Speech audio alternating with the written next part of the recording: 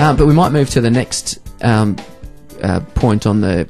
have you got your presentation there as well? I have it in front of me. You have, Gavin. Yeah. Which is, if you just remind me, the next topic. Why is estate planning so important? Yeah, exactly.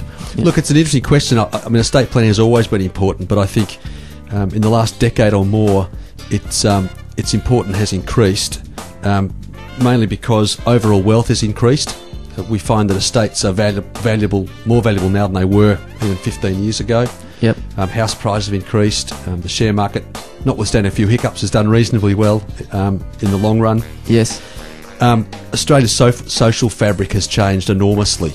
Yes. So the traditional family is not what it was 25 years ago, and so that has resulted in more complex family structures, blended families, second, third marriages, children brought together under the one roof, and that's meant that people have had to give much more care to how they distribute the estate when one of them goes, and then when the second of them goes as well. Yep. The use of alternative investment structures has also meant that estate planning has become much more important.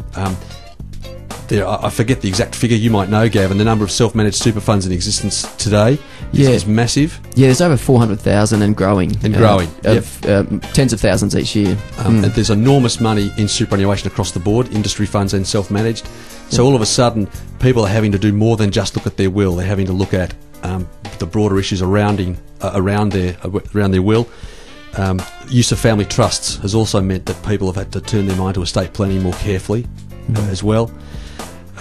Australia's population is also ageing, which means that we'll have a huge wealth transfer in the next 10 to 15 years. I think that's already started, really, but we're probably at the start of that process.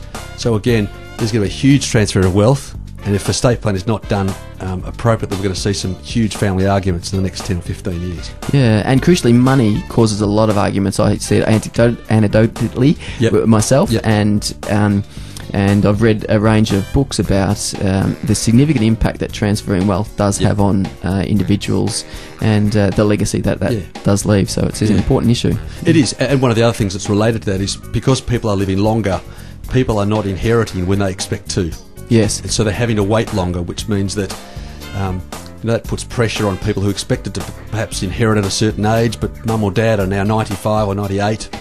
And they're in retirement years, and they just haven't had the funds they thought they might have had already. So that can put some pressure on people too. Yeah, exactly.